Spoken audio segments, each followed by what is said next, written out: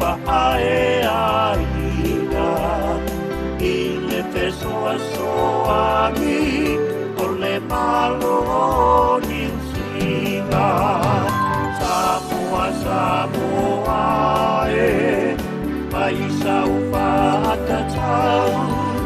o le poto e akoa oina ia whaasalalao Tātou tau sa ire o pea le siri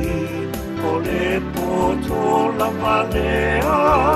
e a mea matamani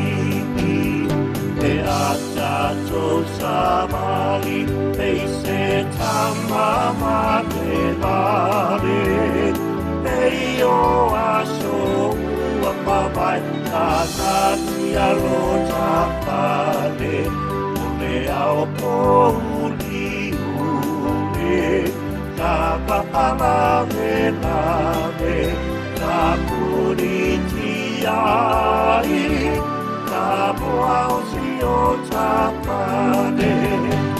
ka moa Samoa pai sau whaatatau o le poto e akoa oina ia whakalalao Tātou tau sa ire o pea le sili o le poto lava lea e a mea matama